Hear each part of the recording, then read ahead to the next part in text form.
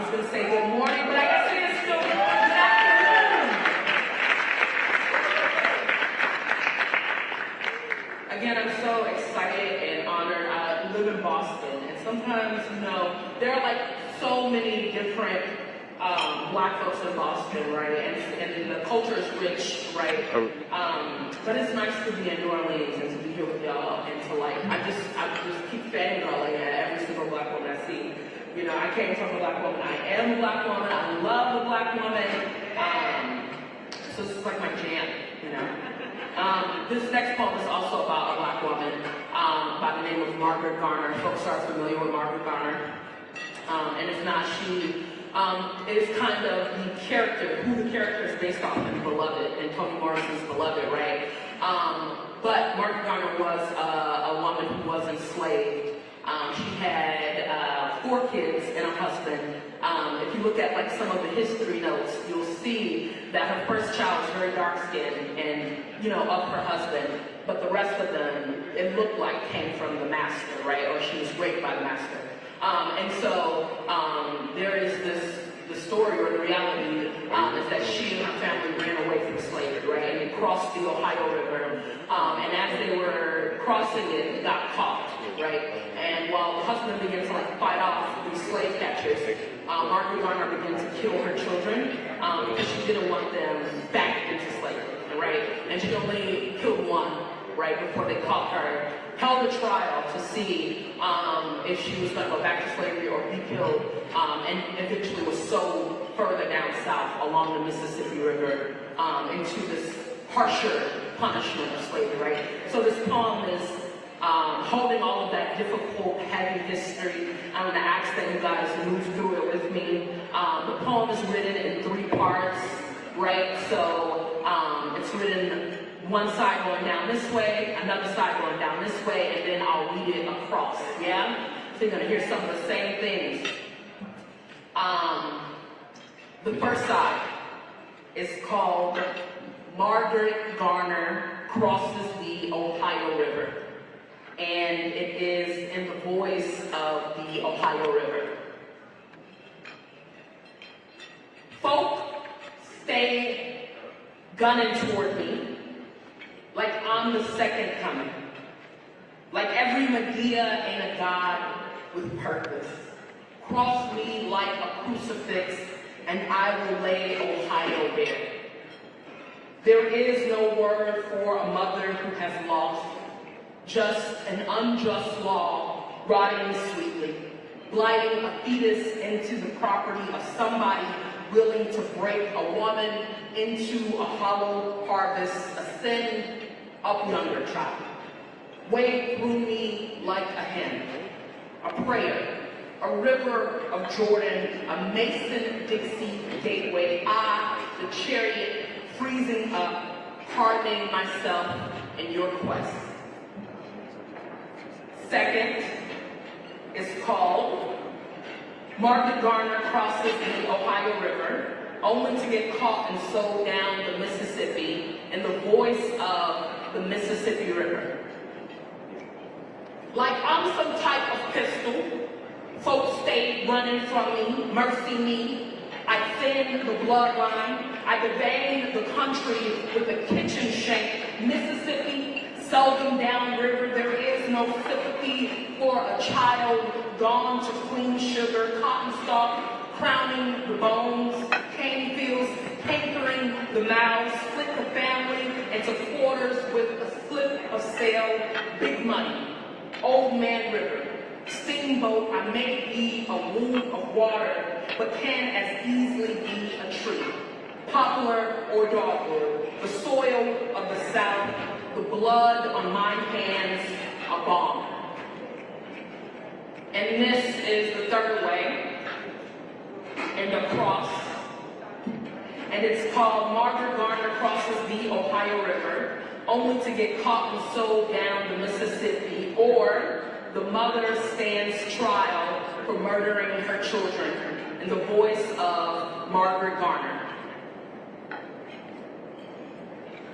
Folks stay gunning toward me like I'm some type of pistol, like I'm the second coming. Folk stay running from me like every Medea ain't a god. Mercy me.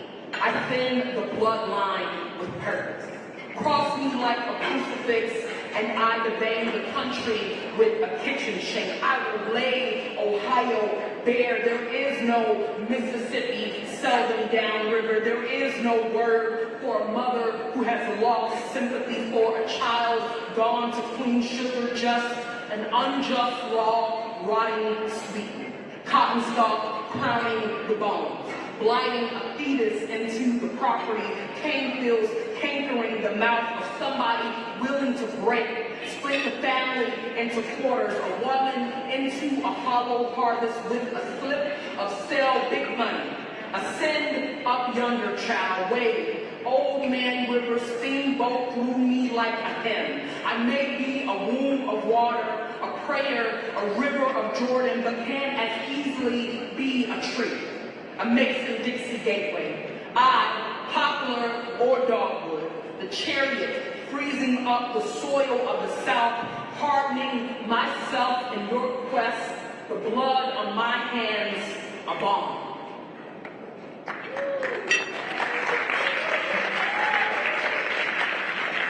Okay, I know it's hard to put down on forks, so I appreciate those claps though.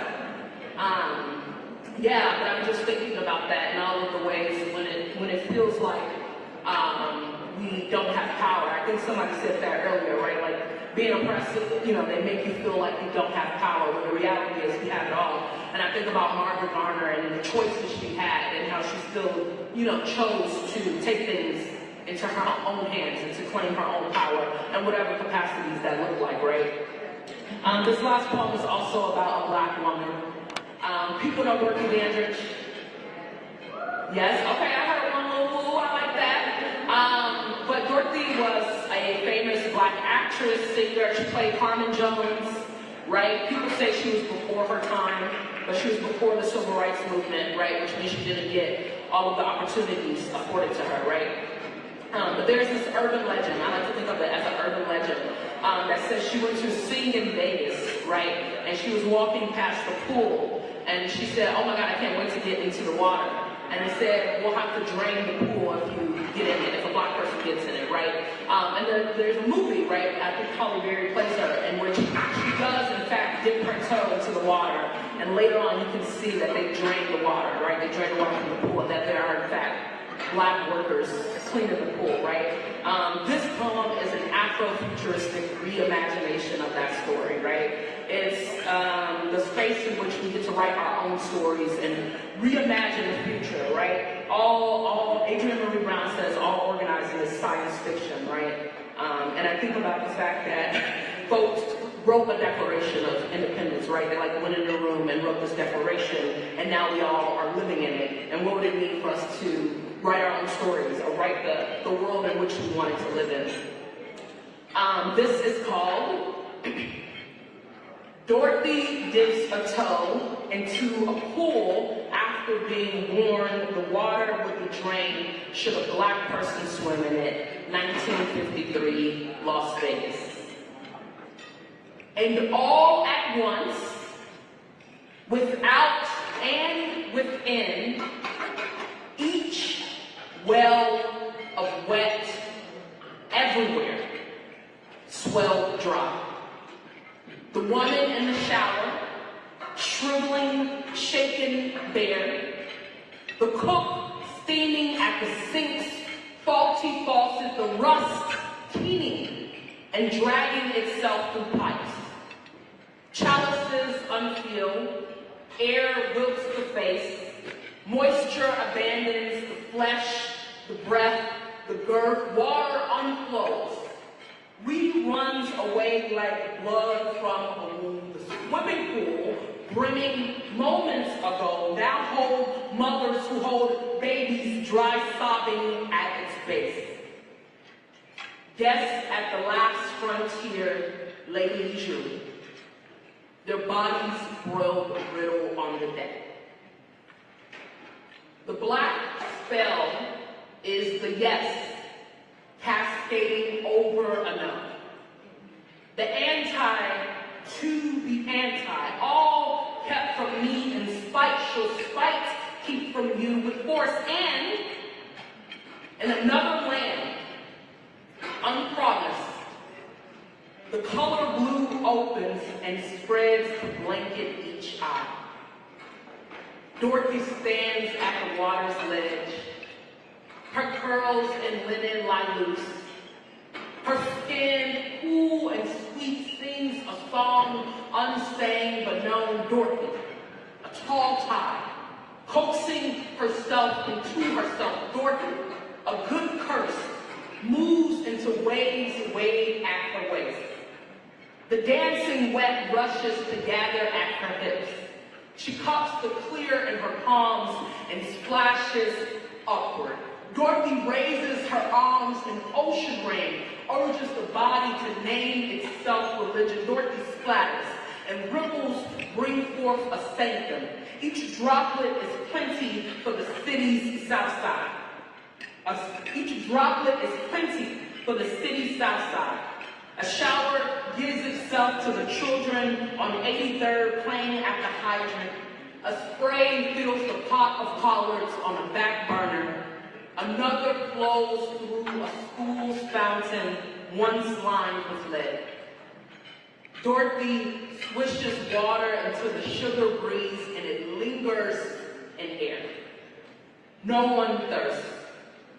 Moisture soothes a lonely throat. Dew demands a mother's seeds to grow.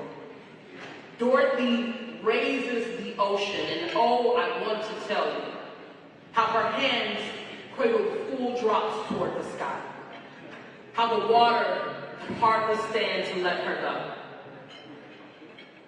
Thank you all so much. I hope you keep in mind that even if they try to keep the water from you, it's yours all along. Thank you so much.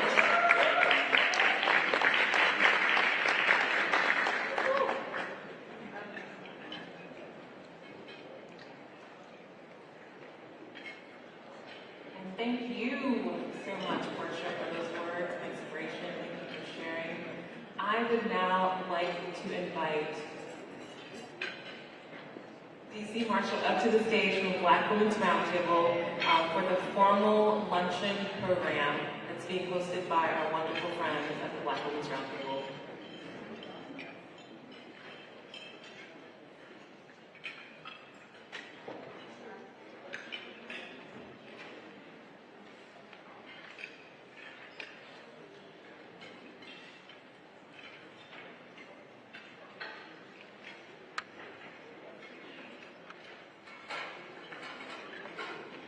All right, a round of applause for our transition to poet. Wasn't she amazing? A round of applause if you could do a little bit better. We just appreciate your gift. We thank God for you and the way that you and your creative genius were able to bless and encourage the room. So thank you so very much.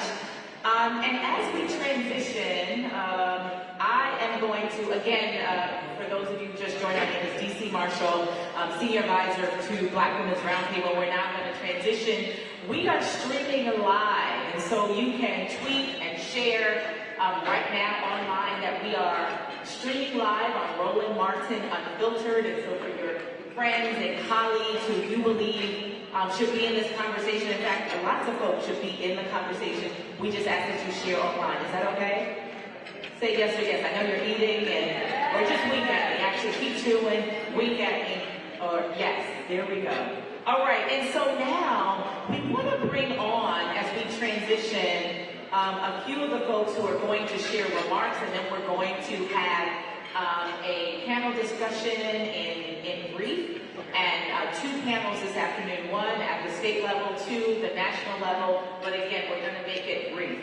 And so right now, I'm going to bring up for welcome and opening remarks. We're going to do our partners and sponsors. One, Coca-Cola is going to bring remarks, and two, Goldman Sachs is going to bring remarks. And so we are excited and delighted to have, first we're going to have Travis Bergen from Coca-Cola. We're going to have Melanie Campbell come up, and then we're going to bring remarks from our partners and sponsors. So round of applause and our board chairman. So a round of applause for Melanie Campbell. Melanie Campbell, President and CEO of National Coalition on Black City Participation. Then we will have our board chair, D. Thomas W. Dortch. And then we will have our partners. We're going to have Coca-Cola and Asahi Pompey from Goldman Sachs for all of you who are following the amazing work for 1 million Black women and in that order. Round of applause now. Sister D.C. Marshall, a round of applause. I practice for our license when it comes to teaching. But girlfriends pray, follow D also. If you need to have a sister to bring in the spirit and pray, that's my sister. Matter of fact, we don't need you to do inspiration. So thank you all, those who are watching online, and thank all of you all in this room for just being here in the moment. Yes, we're here, obviously, for Essence Festival in person, live and in person. And it's a party with a purpose, as Tom Jordan always says. And so this purpose is what we're here for today. I want to thank Oxfam for America, Sophia,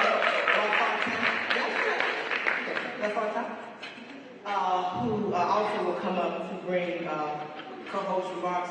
Oxfam reached out to us through our sister Joy Norwood, and so we lift Joy up again as she's under the weather, and you know she's here, and all of the Oxfam family. Can all of Oxfam wave your hand, those who are Oxfam folks in the room? And so we're here for a serious continuation from this morning.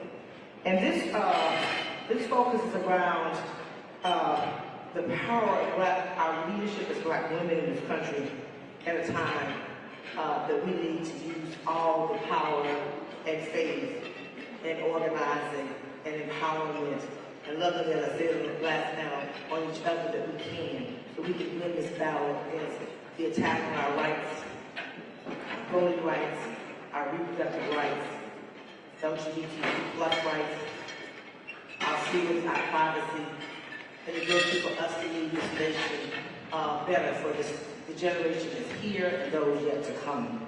So I thank you for that.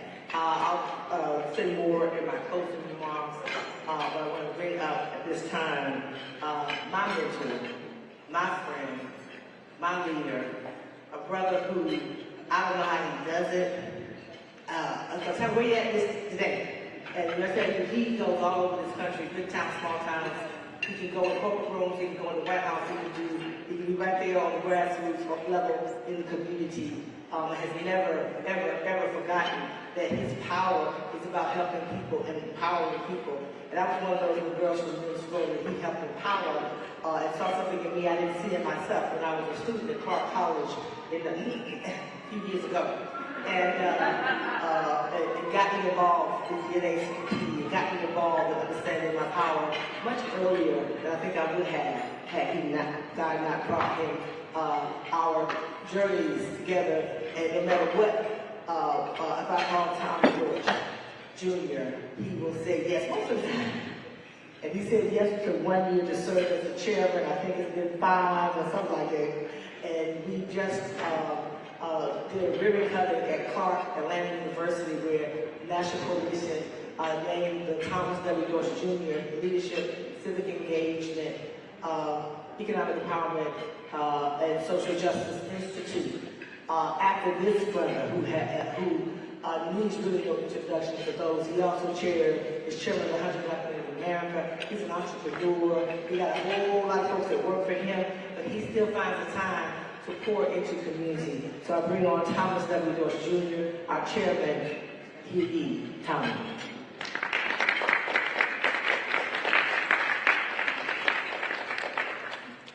Well, good afternoon. I know there's a lot in store for today, but I want to welcome each of you here. I want to, of course, thank our phenomenal corporate partners who've been with us over all of this time and who continue to make a difference in all of our communities. You'll hear from them in a few minutes. But today is a time of challenge for all of us. While Tom Joyner took it to the next level, it was my sister Susan Taylor who originally said party with purpose. And that's what Essence turned out to be every year. And what we have to do is remember the purpose and not the party. Right now, we don't have time to party in this nation while democracy is under attack. And we see it over and over again. I'm from Georgia. 54% of all of the people in Georgia are women. 31% African American, 16% Hispanic, Latino American, about 2% Asian American. We make up the majority, but it's white men in our state who are afraid of losing that power. They're afraid throughout this nation of losing that power. And so what they're busy doing is trying to ensure that they're going to stay in control over and over and over the decades, and we cannot allow that to happen. So it's up to us. You know, it's amazing. I have 7 granddaughters out of my 14 grandchildren. I turned 72 in April of this year. I grew up during the time of segregation. I never, ever thought I'd see it again in this nation, where people are fighting in terms of keeping all of the citizens of this nation from having access. And if we don't vote, and we keep saying over and over again, if we don't vote this year, if we lose one seat in the Senate, and people forget it, it is a challenge now because we got a couple of folks who are on one party. I'm supposed to be nonpartisan as the chair. I deal with reality. My mom and father told me, know ye the truth, and the truth will set you free. There are a couple of folks who aren't clear about which party they're in. And so while there's a split, almost 50-50 in the Congress and the U.S. Senate, and I worked for the U.S. Senate for 16 years before I got a real job. I started my first company in 1994. But the key thing for us to understand, our challenges are here. Again, it is the right of woman to choose. Without women, this world ceases to exist.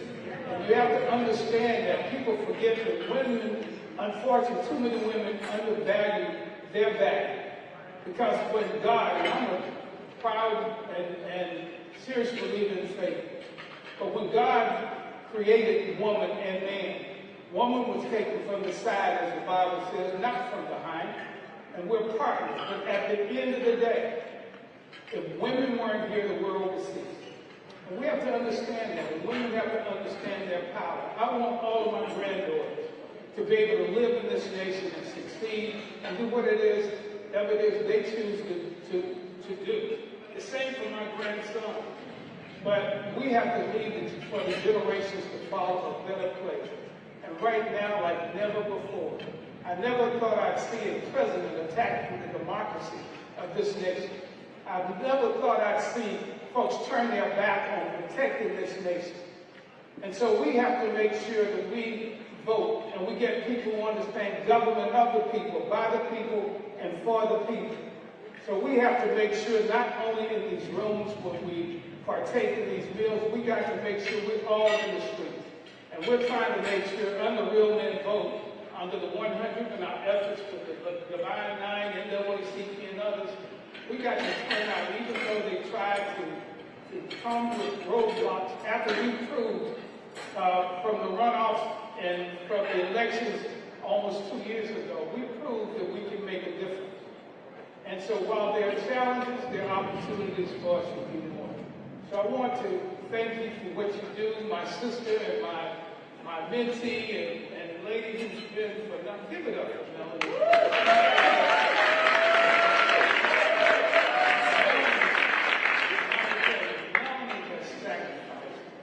So much for our people.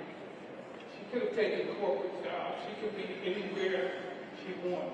But she is a soldier for the battle of freedom and opportunities for this nation.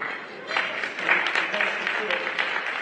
as I prepare to sit down, please, folks, I mean, I know people have gotten comfortable.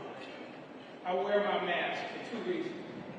One, I've been battling over the last 3 years stage 4 pancreatic cancer. I've got 7 of the baddest doctors in the world. But it's something wrong when you have to have money to live and survive. It is something wrong when too many of our people die because they could have had treatment. They could have had access to medication. They could have had, again, lives to carry them. I'm going to win this battle as I beat 2 others. But the important part, as my good friend Dr. Miles Monroe said, and I want to share that with you. He said the most valuable real estate in the world are the graveyards, where people went to their graves with so much talent, with so many resources, with so much experience, that they went to the grave instead of sharing. And he says we should die empty. Every day I get up, I empty my life for others, so that my grandchildren and children will have people who will look out for them.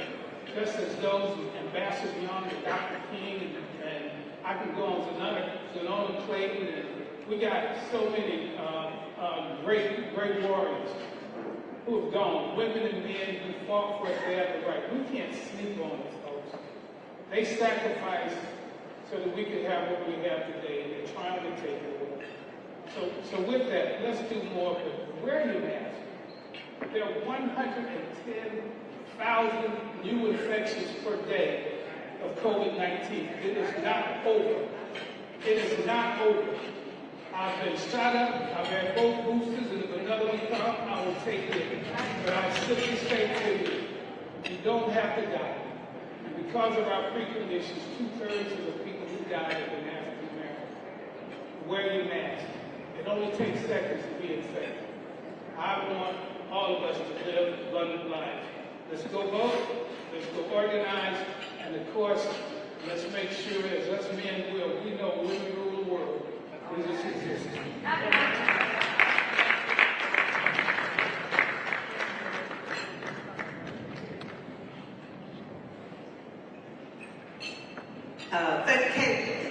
I want y'all to stand up for Tommy Bush.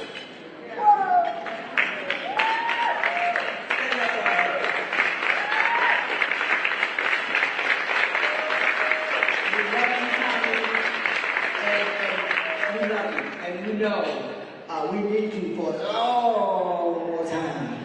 And so we will keep praying, and thank you for sharing. And definitely, as I've had twice, Jesus, I've had COVID twice. You don't want it. It's not the flu. I'm going to die from the first one. Now, again, Mrs. will go ahead and reintroduce Travis Berger, Director of Community Marketing for Coca-Cola Company. Coca-Cola is an awesome partner for the Black Roundtable. Thank you for joining us. Following him, Sophia LaFontaine, Senior Advisor, Alliance and Strategic Partnerships, Oxfam America. Following her will be Asahi Pompeo, Partner Global, Head of Corporate Engagement, Goldman Sachs, and President Goldman Sachs Foundation.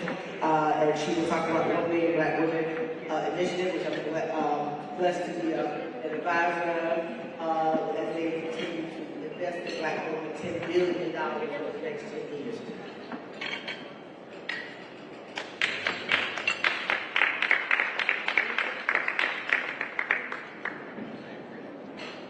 Good afternoon, everyone. Thank you so much for the invitation.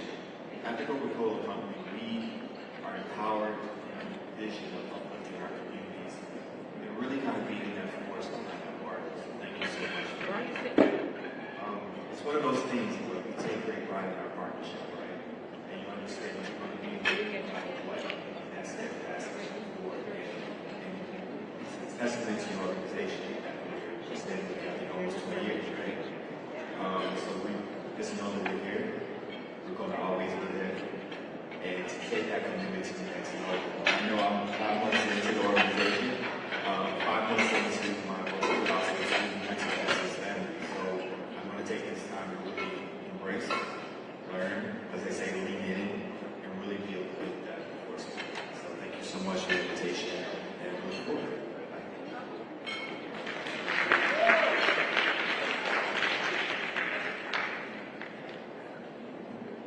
Good afternoon. Thank you all for hanging out with us on this amazing Friday and for all of these incredible speakers. Again, my name is Sophia LaFontaine. I'm going to keep my remarks brief. First, I want to say hi, Mom. Thank you for watching from Shreveport, Louisiana. And I just want to say it's just been an honor and a pleasure for an organization like Oxfam to partner with the Black Women's Roundtable, Mississippi Black Women's Roundtable, Women in Progress, etc. We really do believe that those that are closest to the issue should be leading the way. And so it's just been an incredible experience to be able to help bring this event to life. And I look forward to hopefully more events like this in the future. So thank you so much for staying with us for the rest of the afternoon.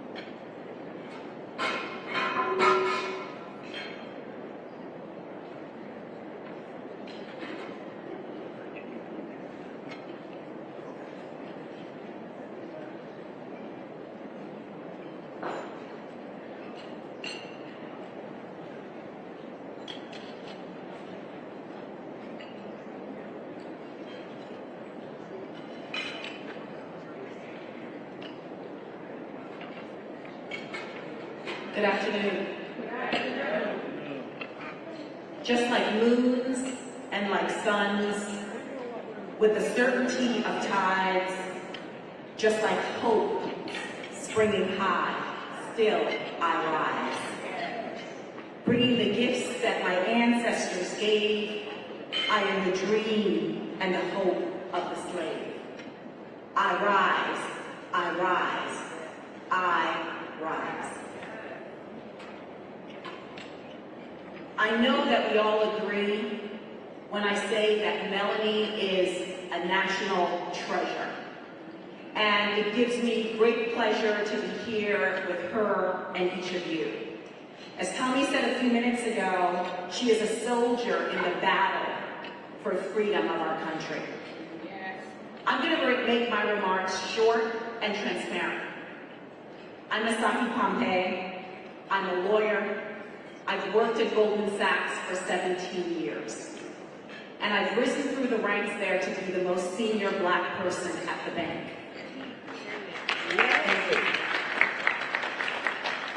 I'm the daughter of Caribbean immigrants. I'm the daughter of Edith and the granddaughter of Blanche.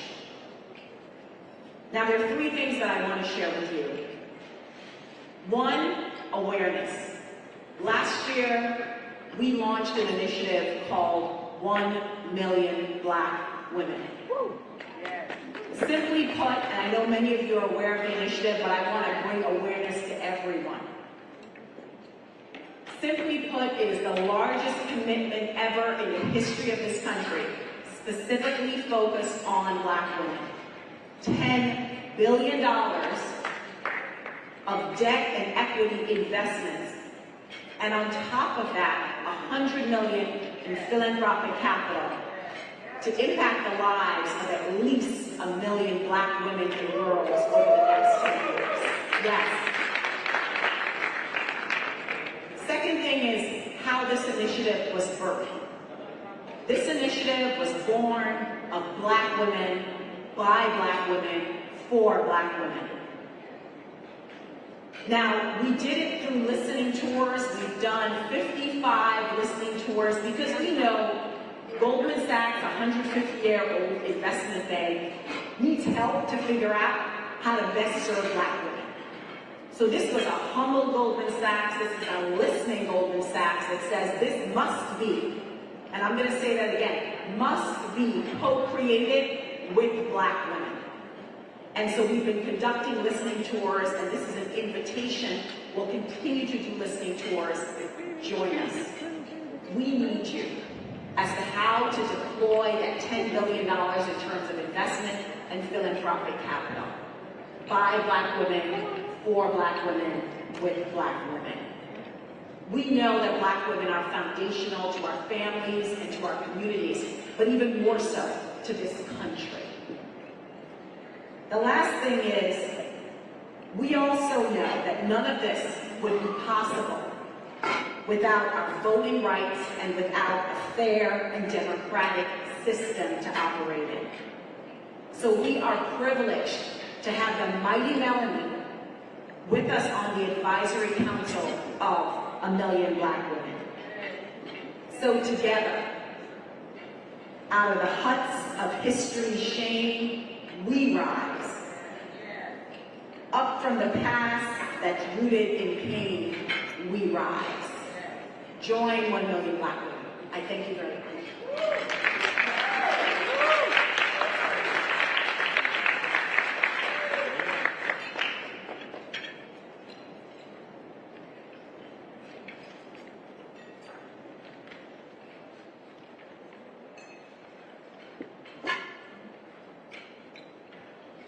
And another round of applause for the Black woman, because how many of you know if it was not for a Black woman in that seat, with that power, with that access, with that P&L, with that budget, with that voice to advocate for Black women, we would not have what we get. Let me just repeat this again. And the necessity of Black women to fan out in positions of leadership, but particularly in corporate America, one of the largest institutions, to leverage those resources to support us. So again, another round of applause for Asadi Pompeii.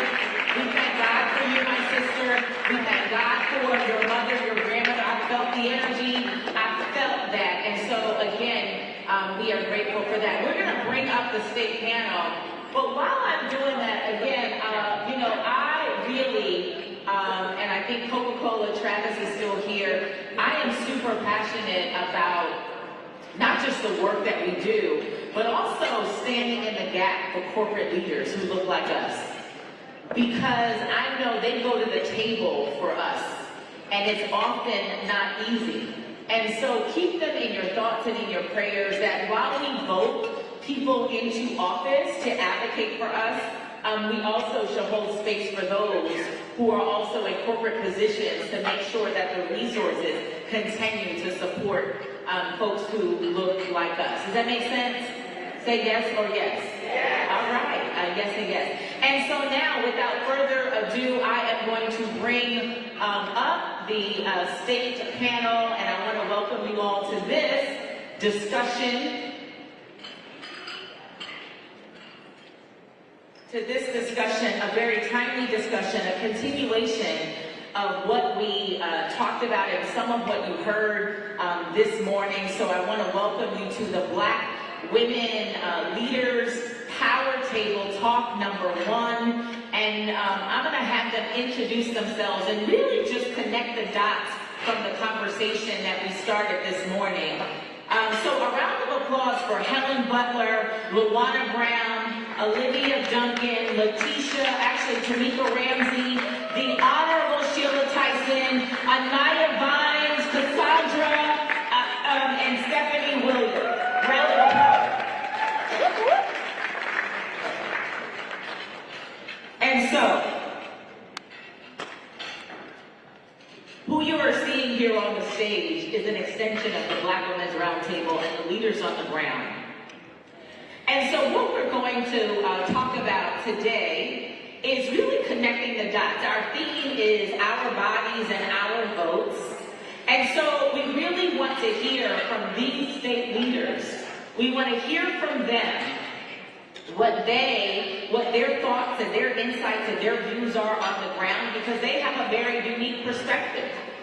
We need them on the ground. And so the conversation and the question that I'm going to ask to the leaders on the stage is really about you know, if you think about where we are right now, we are really in a conversation about the state of Black women mid-year, midterm. Yes or yes? The state of women and the state of Black women in particular mid-year, midterm. Yes or yes? It's the state of Black women mid-year, midterm, right? The state of us. And so the question and the insight that we are looking to hear from you, this illustrious panel, is really three things. And we're going to pass the mic and we're going to try to do this expeditiously. You know, Melanie is so generous and she always wants to make sure that the leadership is elevated, and rightfully so. But the question is, question number one, is the current state of women and reproductive rights. We want to hear from you, in brief, the current state on the ground and where you are as it pertains to reproductive rights. That's question number one. Question number two is then the impact. How does that, or will that, impact the election and voting rights? That's the impact. And then three, you can leave us with a call to action. Tell us, Commissioner, what we need to do. Like, tell the folks who are streaming, give us one thing that we can do. We don't want to just continue to, right? About it, Tamika. We want to hear the call to action. So we're going to move from right to left, and then we will wrap up. Hello, I'm Commissioner Sheila Tyson from the convener for the state of Alabama. And I want you to fully understand that this is about power, it's about the grounding of this country, and everything is on the table. Every right that a woman has. They're not only attacking women, they're going to come at the LGBTQ, they're going to come at your voting rights. This is nothing but a setup to test us to actually see, are we going to do anything? They're going to see have they divided us enough to where they can stop us from moving on anything. So you're looking at what's on the table, your children's future, your grandkids' future is on the table. But one thing about this that we can get out of, that doing this at this time, right before the midterm election, is a positive. That means that they have showed you women that they have no respect for you. They do not value your opinion. They do not value your vote. That's the reason why all of us, we need to go to the poll and vote them out in mass numbers. This is our opportunity right here to show them our power. We know we got it. Now it's time for us not to only show our husbands. We got to show the White House. We got to show our State House. We got to show our City Hall. We got to show down to the constable. You got to vote everyone out, whether they black, white, woman, or man, that don't have the same beliefs that we have, to put the future in the place where it needs to be for all people. And we are not going back. Round of applause for the Honorable Sheila Tyson, Commissioner, Jefferson County, Alabama Commissioner and Convener of Black Women's Roundtable. Also, thank you. Good afternoon. So my name is Janai Brown. I'm co-convener with Black Women's Roundtable in Maryland, Washington, D.C. And I feel like at this point, I don't even know what else to say. But fortunately, one of the things that's happening in our area is that we do still have those reproductive rights for women in Maryland and in D.C. And right now, they are getting prepared for the onslaught of women that are going to be coming to the area to receive services. So in that regard, I am happy about that. However, as Sheila said, we need to fight for our rights back. We cannot let this go on. You know, we already know that this has been in action under the table and behind the scenes for years. And now this agenda has come to fruition, and now is the time that we need to mobilize. Now is the time that we need to talk about all the issues that we need to change, and we need to get out, we need to vote, get a bus, get a van, put everybody in it that you know is a voting age, get them to the polls, and as Sheila said, people who do not have your rights in mind, people who do not have your personhood in mind, vote them out. Vote them out and put people in office who share your views, who share your values, and who are going to be looking out, as she said, for all people, not just for a select few. Awesome. Thank you so much, Morial Brown.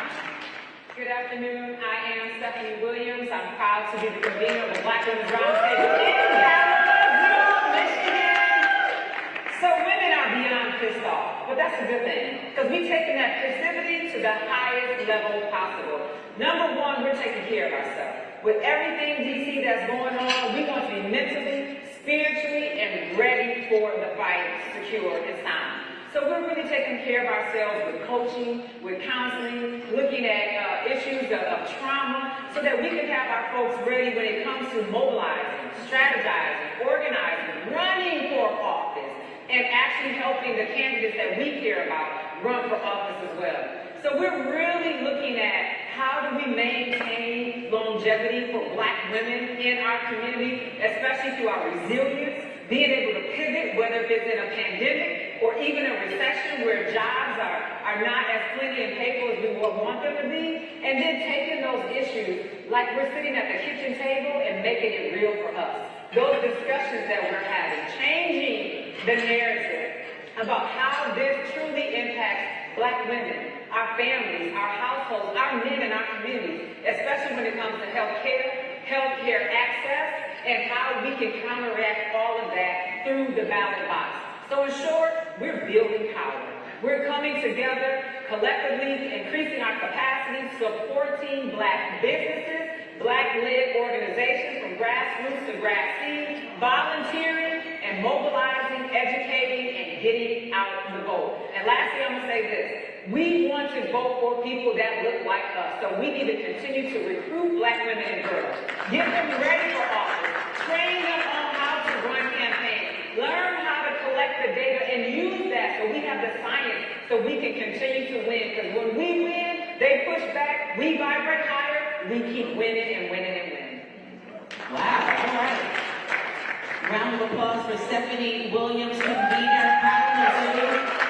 That's an awesome call to action. And so we invite you to tweet now, share now. We are streaming on Roland Martin Unfiltered. But I think that call to action is a nudge.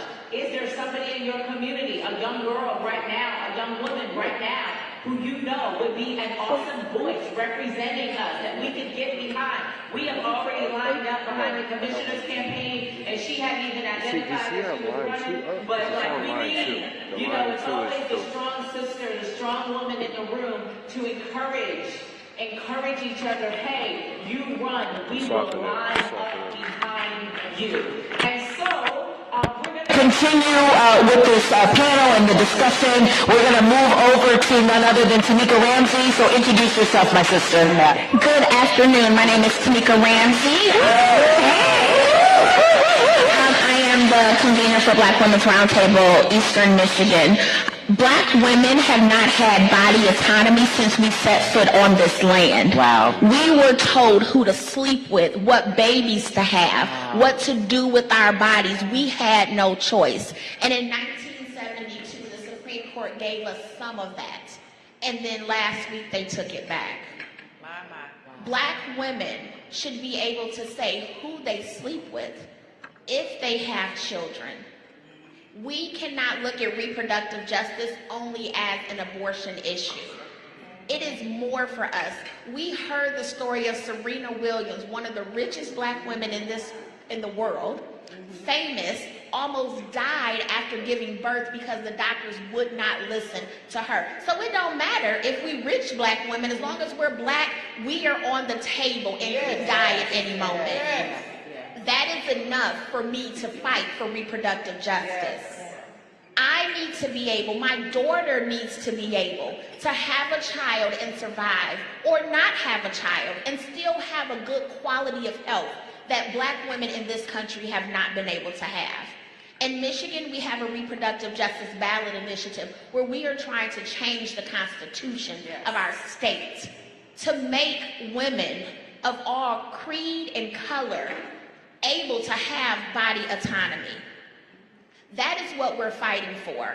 And I'm so sorry that in 2022, that women, young girls have to fight because we've already fought this and won. And they got mad and they came and changed it. And the reason they were able to change it is because the president at the time put people in place. And so now we have to vote for people and put them in position so that we can rectify this problem. Voting is only part of it. Advocating, demonstrating, fighting back, using our dollars or not using our damn dollars. I will not spend $1 in Texas. Right. Like, no, you cannot have my money if you're telling me that I can die at any moment and you don't care. We have to take control because we are the change and we are the saviors that we're looking for. Nobody else been trying to save Black women in this country but us. So we have to continue that fight. Thank you. Wow, and a round of applause for the Tamika Ramsey, convener, Michigan Black Women's Roundtable. But she said so much that is so powerful. We have not had body autonomy. Right, so just really level setting, the education and the awareness of that and the breaking down of that. But also I would share one other thing that is really important to know when Stephanie, says vote for people who look like us and think like us. It's important to know what Tamika mentioned is the previous administration put people in office. And so what I heard from a young king, his name is Darryl Cole, he's a champion for Black Youth Vote, and he says, what am I to say? He says, I understand that there were people put in office to make decisions right now, but it looks like the right now leadership made those decisions. And so Tamika, your point of clarity was so necessary. In the room, just say yes or yes. If the clarity was necessary information that we need to empower our communities to say, no, we still need you to vote, but also understand what's happening right now is not a right now strategy, that there have been people who have been lined up previously to make this decision and to begin this battle. So thank you, my sister, for clarifying that. And so again, I'm going to go right to social media, because if this information is helpful, it's useful, it's educational, then we just ask you to share online. Just share online this conversation. Share and follow these ladies, these women who are champions and generals on the ground, and so we can keep this conversation going. All right? And so now we're going to move over to the next general on the ground. Please introduce yourself, the Helen Butler. Well, thank you, Dee. What can I say? It's all been said. I'm Helen Butler, convener of the Georgia Black Women's Roundtable. And in Georgia, we've been on the news, and we're still in the news. In Georgia, women still have reproductive rights to a degree. But what the first thing after the Supreme Court overturned Roe v. Wade, what did our Attorney General and our Governor of Georgia decided to do was go to court and get the injunction lifted that was in place from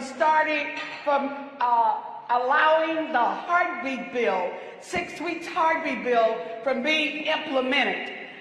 Again, this was because, as someone has already said today, in Georgia, in 2020, we exercised our rights, our power to vote, and elected and changed not only Georgia, but we changed the country by having 2 U.S. senators elected. And so what does Georgia do? It came back and put in place a voter suppression bill called SB 202. But despite that, we still had a large turnout. We're educating people about the problems and the barriers that are in place. But we are not going to let them steal our joy. Because we understand that power that we have in our vote, numbers matter. Did you hear me? Numbers matter. So if we turn out in massive numbers, we can overturn all of these barriers that they're trying to put in place. So we've got to be good stewards. Someone said earlier in the panel that we must act 365 days a year. So we've got to register people to vote. Yes. We've got to educate people about the issues, about the candidates, and then we got to mobilize them. You've got to get them to the polls to turn out to vote. But the other thing is, we've got to protect that right to vote. In Georgia, they decided to change the composition of officials who implement election laws.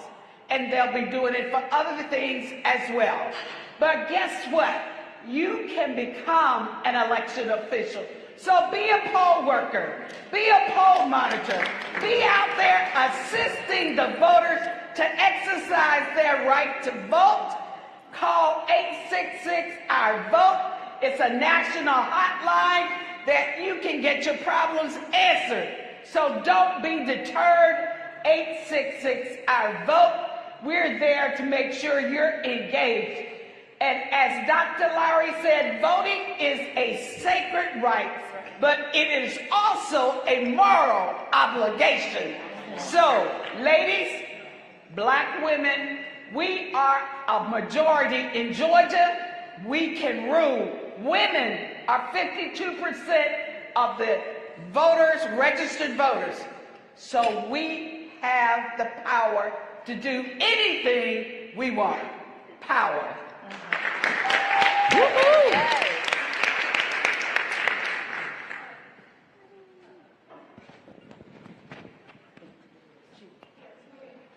And none other, that was the Helen Butler, convener, Georgia Black Women's Roundtable. Thank you so much, Helen. We're going to move to the back. Hello, I am Olivia Duncan. I am an organizer for Georgia Stand Up, and I just want to say, first and foremost, thank you, Ms. Campbell. Thank you, Black Women's Roundtable, and Black Youth Vote for allowing myself and my sister Anaya to take up this space and not only be educated, but amplify the voices of the Black youth. In Georgia, like Ms. Butler said, it's not doing well. We've been experiencing voter suppression since 2019, since 2018, since 2020, since 2021, and now again in 2022. The college students have been experiencing this since my freshman year, when we were trying to vote for Stacey Abrams, and we did everything to mobilize and organize and get to the polls, and we got to the polls and they said that we're at the wrong polls. Then there were issues at the polls, and it's the polling times have closed and we missed it. So it's time for us to change that. Same with reproductive justice. The heartbeat bill was signed back in 2019, and here it is back again in our faces, and it's time for that to change. It's time to vote these people out. I know that this can be discouraging for the youth to want to go vote when we see that these people are still not making decisions in our favor, but it's time for us to step up and bridge the gap and educate ourselves and encourage ourselves to go and make these changes. Black Youth Vote. Hello, everyone. Hi. If everyone can repeat after me, it is our duty to fight for our freedom. It is our duty to fight for our freedom. It is our duty to win. It is our duty to win. We must love each other and support each other. We must love each other and support each other. We have nothing to lose but our chains. We have nothing to lose but our chains. Thank you. That's a segment of this. But hello, everyone. My name is Anaya Vines. I am a graduate of Howard University. I am also the founder of a nonprofit organization called the Live Movement National HBCU Coalition, standing on the foundation that we must live for those who have died. Shout out to Miss Melanie, shout out to Black Women's Roundtable, to Georgia Stand Up, Miss Deborah Scott. Thank you so much, and of course, Black Youth Vote. Action item that I would say for those of my generation and those that are coming after me, just because the Roe v. Wade might not directly affect your state does not mean it does not affect you. Yes. When one woman's rights is affected, all women's rights are affected. Yes. That means that they do not look at us, women, as people. Our human rights are being affected. So I believe since 1972, behind the scenes, there has been active movement so that here, at the time of 2022, Roe v. Wade is overturned. They have not stopped. So we cannot stop. Yes. Our generation cannot stop. Yes. Our leaders cannot stop. Particularly our Black students cannot stop.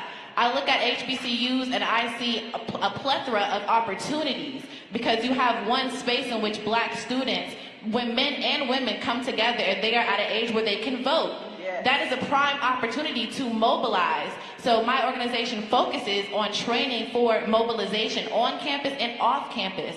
These are prime opportunities. So I believe that if we focus on mobilizing students in particular and just uplifting HBCU students for doing that, I feel like there will definitely be a push in the voting polls. And also, just to be completely frank, and I was thinking, should I really say this, but a lot of people don't understand, especially those that overturned Roe v. Wade. Just because that's been overturned, that does not mean abortions are going to stop. Let's be completely honest, especially Black women. We know there are various ways of aborting children, but Roe v. Wade being overturned means that the path to a healthy way of abortion is not available for us anymore. So let's please just support one another. Though, again, it might not be affecting your direct state, does not mean it affects you. If our rights are under attack, we must stand up and fight back because no one's going to fight for us but us. And that was the Anaya Vines. We are so grateful for you, organizer of the Live Movement and BYV, Howard University, HU. Oh, come on, sis, you did that.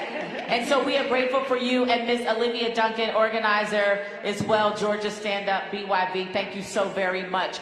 And so much has been said, but while we have a few remaining moments, I want to give the floor to you all, the leaders, in terms of what has not been said that needs to be said as it pertains to our bodies and our votes and taking your hands off our bodies and our votes. What hasn't been said that needs to be said in terms of impact on the midterm election, and the call to action is really important. So with our final few minutes, anyone who wants to chime in, go right ahead. Yes, I think that we need to talk to white women. Just lay it on the table.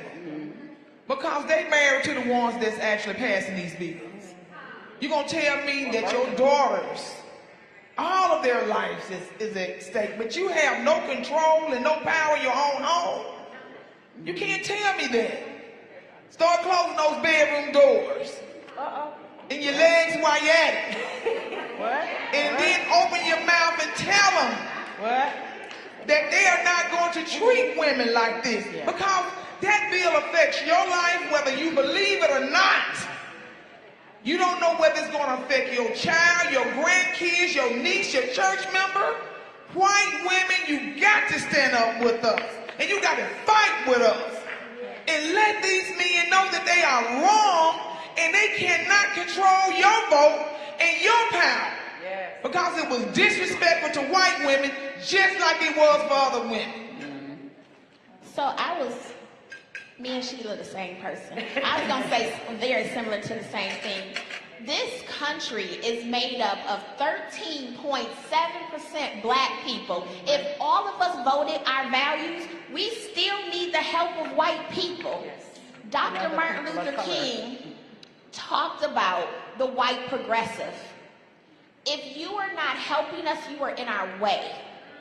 And that's the simple conversation. I have white friends, we have difficult conversations all the time. Because if I can't have these conversations with you, you are not my friend. If I am fighting these battles by myself, you are not my friend. And we have to call people out. Yes. If you are not fighting with me, you are in my way. If you are not helping us, you are allowing us to be killed. We need to get a backbone. We need to say, I'm not dealing with you. And be okay with that. And then support the ones who want to learn, right? Because this cannot be the suffrage movement all over again. It cannot be we working together as women until white women get what they want and then they leave black women behind. Black women not going for that shit no more. And I've been trying not to cuss that. We just not doing that no more. So we have to start having those difficult conversations. That white coworker that came up to you in tears when Roe v. Wade, girl, how your mama vote? Did she vote for Trump? Did she vote? Let's have those conversations because that's how we are truly going to move this country forward, right there. All right. Powerful, powerful, and we needed that. We needed the conversation to open up, and it's not going to be a comfortable conversation. So I'm grateful for these leaders here. And as we wrap up, I'm going to say, because this is a room live of us, right, women. And then we do have a live stream audience, but again, with the comment of expanding the conversation and speaking with other women, white women, and even Asian women, and Latinas, and all women, we really need to start that here. So we are streaming live now on Roland Martin Unfiltered. We are also streaming live on NCBCP Black Women's Roundtable on Facebook.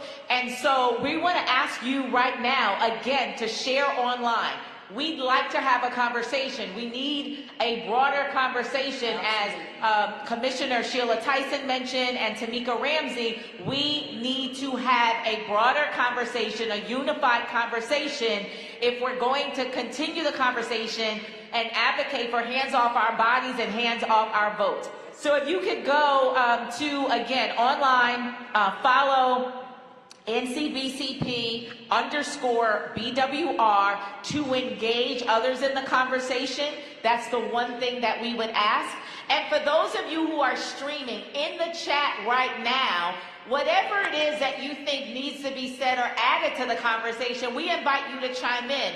We invite you to share. Hit the share button so that we can expand the conversation. And so, that said, we are going to wrap up. I'm going to give the leaders, whoever has a pressing final thought. Yep, we're going to give the floor to you for this conversation. So, Stephanie, if that's you, the floor is yours. Thank you, DC. I just wanted to say that at this point, we really need to change the narrative. The conversations we need to have in the streets are the same ones we have at our kitchen table. Talk to your mothers, your grandmothers, the younger girls about reproductive justice. The right to have a child, to not have a child, to raise that family in a safe community, a welcoming community. The right to be able to go to work and not have to deal with oppression and microaggressions and all those other things that keep us in an unhealthy state. We have to continue perpetuating these real conversations that marinate in the spirit of Black women and younger girls, so we feel comfortable out in the community talking about and projecting our issues to expand our movement that inspires more women and girls to be more proactive, to participate, and to lead. And I hear women say all the time, well, I don't want to run for office. I don't want to be in the front. That's all right, sis. We got a lot of room for you on the side, in the office, in the suite, wherever you want to be. There's room for tools, for technologies, for folks who can do research, who can write grants, who can help write,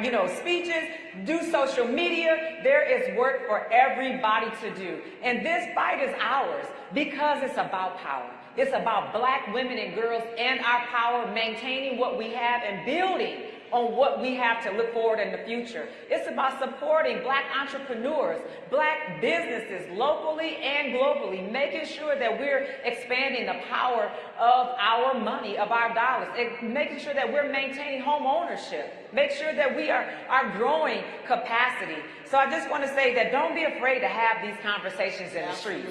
You can be in the streets, just don't get caught up in the streets. But be in the streets talking about what really matters. Tweet. Make your status on social media. Go on Instagram, Snapchat, and talk about the real ish. Stand in your truth, speak your power, mobilize, organize, vote, and still keep having those conversations because it is about us.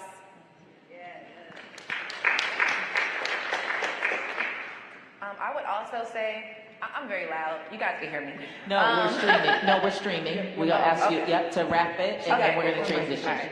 Awesome. I would say to those, especially around my age, please, please, please educate yourself. Don't just think that scrolling on social media on your TL, that means you are updated on everything women's rights. That is not the case. If we want to adequately fight for us and for women in particular, Black women specifically, we need to know what we're fighting against. We need to know the history of women's rights. We need to understand that at the front of every revolution, there has always been Black women. We have been the foundation. We have been the backbone of every major change in America, even before the creation of America. It has been us. So making sure that we educate ourselves, don't take just whatever anyone says to us as bond, but making sure that everything that we have in our brains, we are doing the research to make sure that we are actually making change for our people. So please, please, please educate yourself, not just social media, but let's type up some stuff, let's do some research and get the job done. Awesome. A round of applause for this amazing panel. And as we transition, a round of applause for this awesome panel. Thank you so much for your voice, your thoughts, your insights. And as they take their seats and we transition to the next panel, I say Black women, you say power table. Black women, power table. Black women, power table. As I say Black women, you say power table. As they transition and take their seats, Black women, power table. Black women, power table. Black women, power table. Black women, power table. Black women, power table. Black women, power table. Awesome, awesome. And now I want to invite Delisa Sanders, Senior Policy Advisor, National Coalition on Black Civic Participation and Black Women's Roundtable, to round out our day, and we are going to be complete. We will be brief in this, the National Leaders Roundtable. So round of applause for Dr. Delisa Sanders. Hey y'all. Will the next panelists please come to the front? Will our next panelists please come to the front? We're going to pivot now from our communities in our states. We're now going to pivot our minds, bodies, and hearts and spirits onto the national stage. What can we do at the national level? And hopefully throughout this conversation, see and feel the connection between what goes on in our communities actually ends up at the national, as they're all connected for it to work. Come on, my sisters, my sisters. How you doing? You look gorgeous. Oh, look at all these crowns. Oh, my Lord.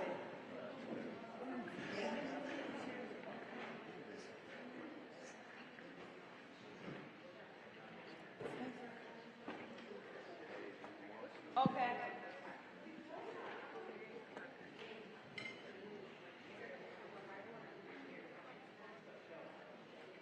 Doesn't matter.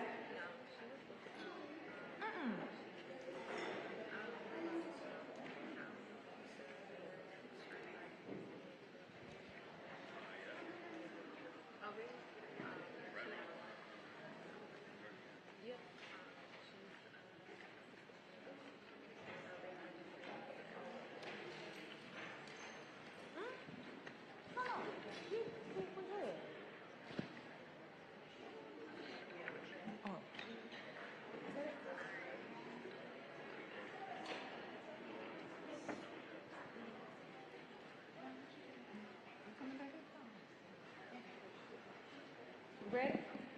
Y'all ready?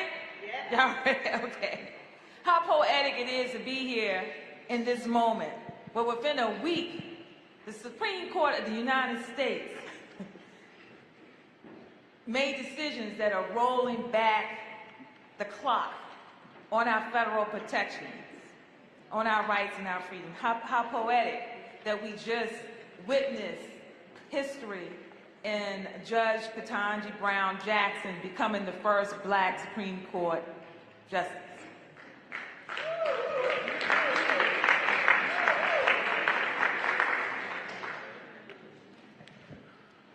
I am going to ask each of our panelists to give us your own self-introduction, which includes your name and your organization, but something very powerful and impactful that you would like to share with us. This is what happens when you sit in the first seat. Hello, y'all. My name is Nerve Say Flint. I am the Senior Director of Black Leadership and Engagement at Planned Parenthood Federation of America. We are the largest healthcare provider in terms of reproductive and sexual health, not only in the U.S., but the world.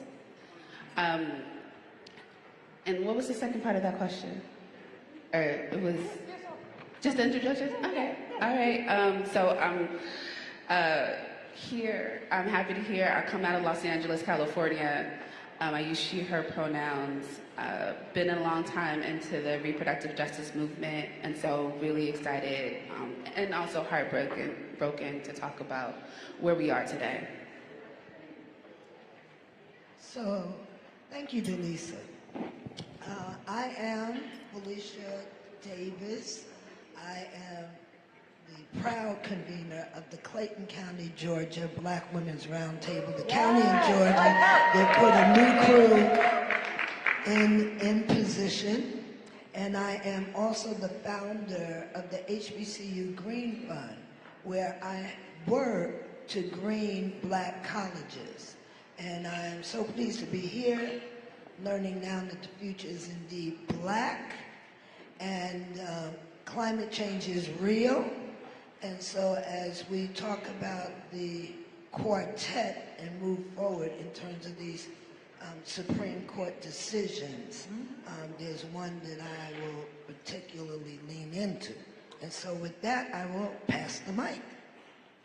Thank you. I hope everybody can hear me.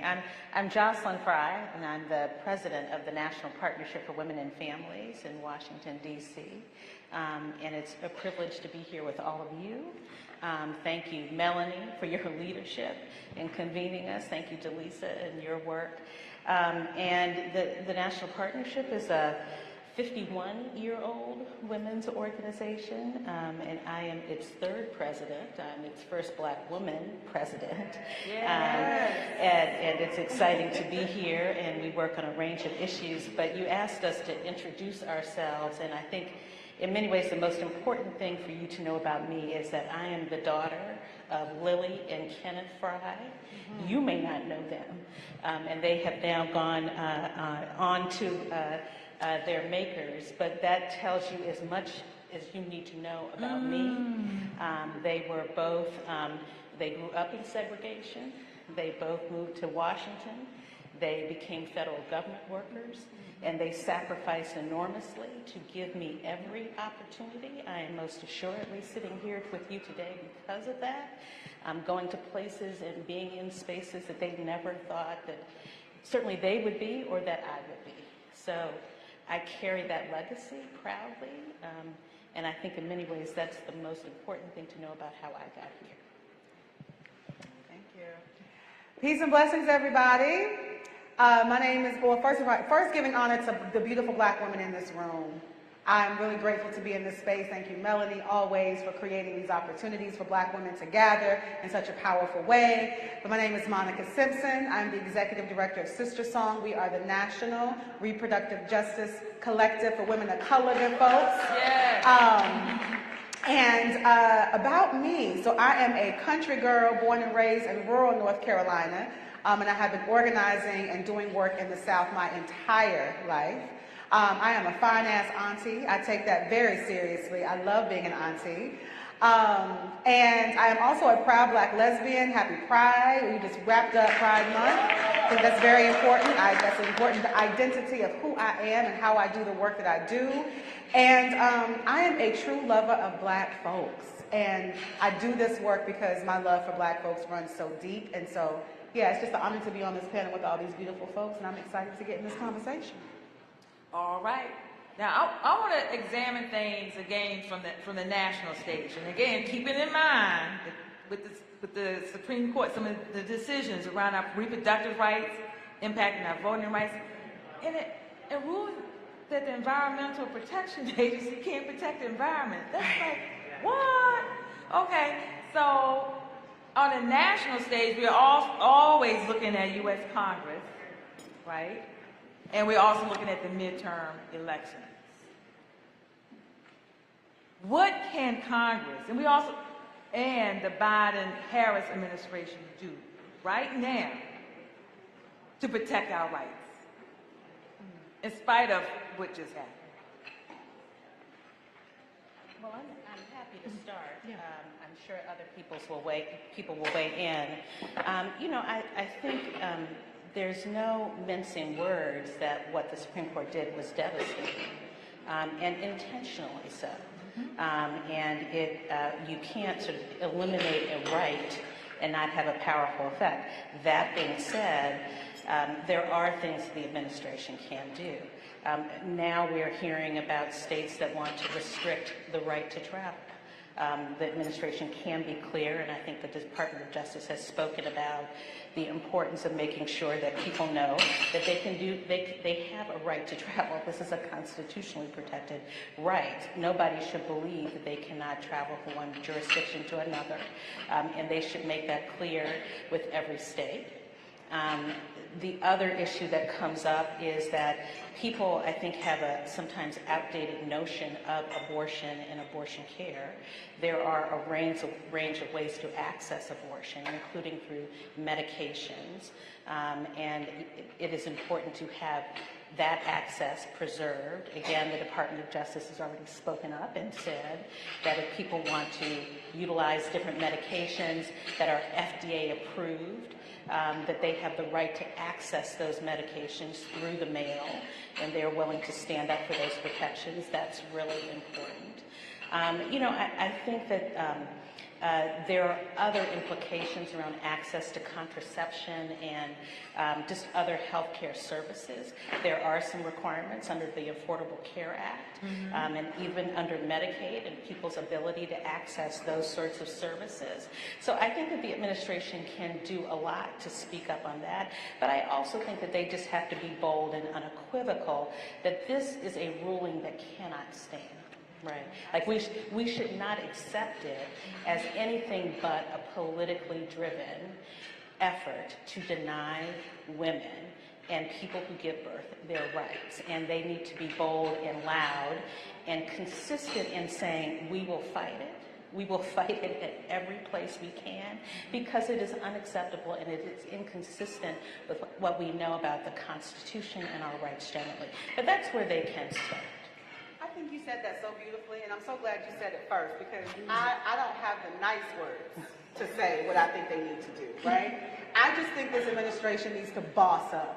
Like that's what they need to do. They need to stop playing this little pitter-patter game and actually take off the gloves and do the work, right? So yes, we have our role to play. I know we're going to talk about voting and the power of that, and all of that's important. But if we don't have folks who are willing to stand in the ways that we need them to, unapologetically, by any means necessary kind of attitude, then why are you in this office, right? I don't understand. So I think I'm coming with, I appreciate those who can put it with this, give us the right things to say, and I lean on these folks right here. Because I'm ready to say, get off your asses and actually do the work that you were put in your position to do. Our previous administration used everything and then some to put us in the situation that we are in. Why are we not doing the same thing? And not trying to say we're trying to be like the opposition, but it is important for our people to use their power that they have to the fullest extent of that and do that thing for real, y'all. So I think I'm coming with a lot of fire today, in case y'all haven't noticed, but I'm ready for them to boss up. Anything else? So I just want to jump in so that we don't get confused. So, you know, if we looked at the Washington Post, they said a trifecta. So we're looking at Roe v. Wade, we're looking at EPA, we're looking at an interesting border decision. And before that, it was guns everywhere, right? And so what we divide up, and my sisters to the left, they going in hard on Roe, and we know the impact. But this is like, you know that thing of you got to know your history or you'll repeat it? This folks. That's right. There's a bunch of folks that always had an agenda with a very, very few. So I want some white folks to understand, look, you weren't included either. They're coming up for yours as well. The folks on the plantation, there wasn't a whole lot of folks in the big house. It was just a little crew over there and everybody else served them. So that was the plan. And now there's a movement to say, how can we, the few, control the rest? And everybody, so the only way that can happen is if some of us work on Roe, and some of us work on the environment, and some of us work on that, and we miss the bigger picture. And then the other thing is our numbers. They got black folks in the mindset that we like 13%. I travel. And everywhere I go, there's black people. Everywhere. I go to South America, there's black people. I go to Africa, there's a lot more black people. I go to Europe, there's plenty of black folks. So the issue and what time it is, we have to understand that we got to make the leap forward. We can't do what we've done. And we have to set an agenda for these young people that enables them to reach for the future. We're going to hold it down. And those of us that are in the blue states where you can get pills, the best thing I heard, you can buy a lot of them if you can afford to, so that we can distribute where they need to be. It's like, I am gangster. So we come to gangster. Yes! Dealing with a sister in a situation, we gonna drive you, we gonna provide you, we gonna do, we've done it for other stuff. And look, I'm not trying to party and get high, I'm trying to save a life. So we got to be there and let it be known. If you come for me, you come for all of us. That's it. So that's what time it is, because this is not a situation we want to. Would that it would be just about abortion. It is not. You want the whole body. You want my body again. And on the strength of the women that I know that served in that way, not this time. Not this time. All right. Did y'all hear that? Yes. Go ahead. I mean, I feel like everything that's said is already said. So ditto everything that folks just said. The only thing that I would just raise again, and I'm gonna pick up where you put down, is that we need to be intersectional and creative. So what does that mean?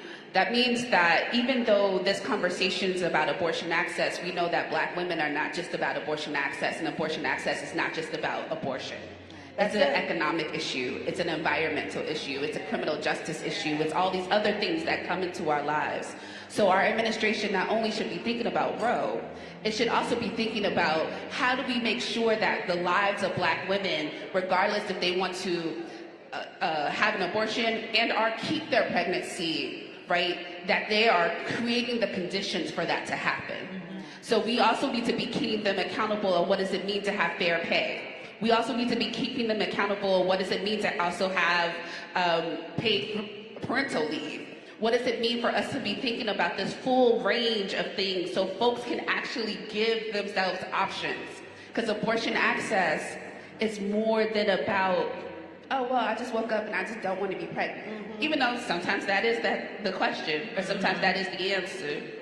Abortion access is about all the pieces, because we know that most people who have abortions are already parents, right? We know that, so they are making, and most times they are making economical decisions. So how do we also address those issues as well? So when we when folks tell you that there is nothing to do because of the Congress and the way it's at, don't believe them. That's right. Tell them that there are many things that they could be doing around abortion access. There are many things that can be doing around reproductive and sexual health access. And it doesn't just stop at one piece of legislation or one court case. That's very important. But I'm hearing a common thread is tell Congress, which pivots me into where we're headed. We're headed to the midterm election.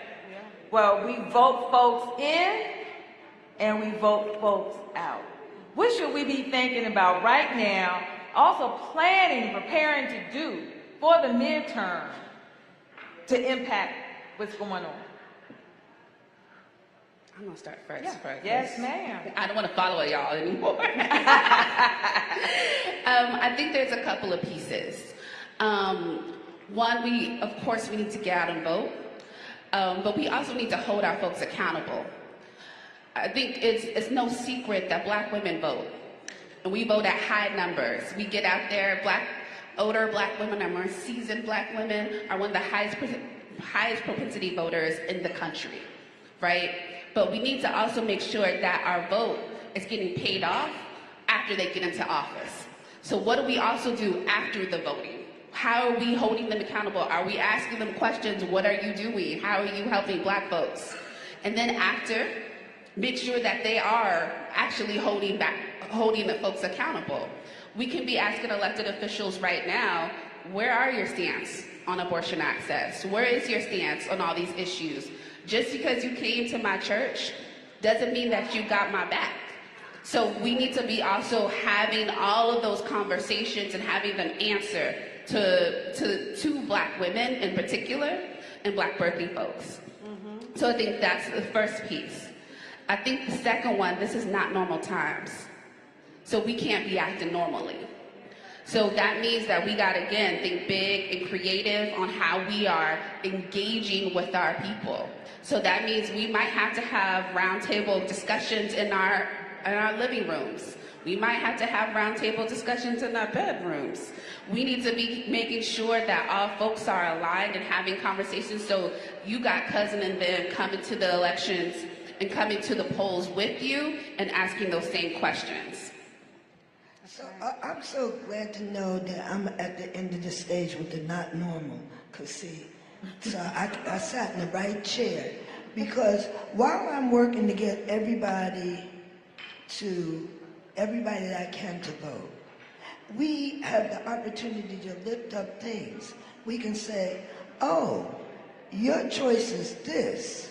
And we have a Reverend Warnock from Ebenezer that's articulate, educated, the examples. So it's like, you can go with this or you can go with that. I want to be a little bit ahead. So where I am in the curve, let's make voting mandatory for anybody that gets a government amount or pays taxes. Now, it's not going to probably happen, but that's my position. Let's make voting mandatory. What is that? That is going beyond where we are. And then I want the people with the Constitution to explain, let them get on the page. And no, we don't want to do that, because they've had me running against a flow. So I want to change the flow of the river and say, anytime we're in a state where people can visibly try to tear down the government, we need that big change that you're talking about in a bigger vision. So make it mandatory. So in my conversation with young people, I'm saying, yeah, I'm working hard to make sure you're going to have to vote. So you might as well practice now. And that's the way, and thinking that's ahead, because we keep on fighting on the rear. While people, and any time we win, folks start shooting. So we have to have an analysis that deals with, white men wanting to have it all for themselves only. And a strategy that, yes, we get our community to turn out because we show the example. what we pick is better than what others pick, and we move from there. Now I have the challenge of following you. I completely agree with what they have said. I think what I would say to anybody, in addition to obviously vote and why that's important, is that all of the issues that we work on are connected to each other. It is not just about your issue. And we have to get out of the mindset that as long as I have what I want or I have my issue protected, that I'm not affected. That's not true. And we have to be clear that even though the conversation at the moment is about abortion and abortion access because of the Roe decision, that is not the only reason why they fought on Roe. That was not the only reason that they stacked the Supreme Court. This is a conversation about power and about control. If you look at the decision from Justice Alito, he tries to dress it up, but he talks very little about women. Doesn't say much about all the issues that we care about, doesn't say anything about that. Tries to just say, this is just a little bit about abortion. We're not going to touch all these other issues. And it's a deceptive ruse to make us try to not understand that what this is really about is just putting the power in the hands of a handful of people in the states, mostly white men, who are against all of our issues. Right? The same people who are pushing anti-abortion restrictions are pushing anti-climate restrictions. They're pushing ACA restrictions. They're pushing, all the anti-voting. This is about power. And the way that you push back on that is that you leverage your own power, right? They're fighting so hard because they see the writing on the wall. Right? Our numbers, whatever people say our numbers are, they know that if we work together and we collaborate and we don't pay attention to their narrative and just fight, we will win. Right? Like that's part of what happened in Georgia. So I think that it's important for us to vote and understand that we work together, we move together, that if one person gets left behind, then that's not satisfactory, because next time it could be us. And we have to understand what the fight is about. The fight is about control and power, right? It's not just about singular issues. It's really about who gets to control our bodies, right? Like who gets to control how we live, how we breathe. That's what the fight is about. So we have to be clear about that. And I think if we are clear about that, if we get out of our silos and we work together, we can accomplish meaningful change. So for the midterms, you seem to amplify our issues, to be very clear about it and why we're voting, and also to connect with others and have a thread between us instead of these separate. Absolutely, and that we have to work together, right? Like I may not work on climate issues, but I understand we need to work together. I may need to be in a state that I'm not normally in and work on that issue, because at the end of the day, it is part and parcel of the same problem. Right. That's a good point, especially at the national level, because we all want our name and that's it. Yep. Go ahead. No, that's so real. I really appreciate you saying that, because I know that we're having like this national conversation, and it's like we are these national organizations that have name recognition and like the ability to like really reach lots of folks like in one thing.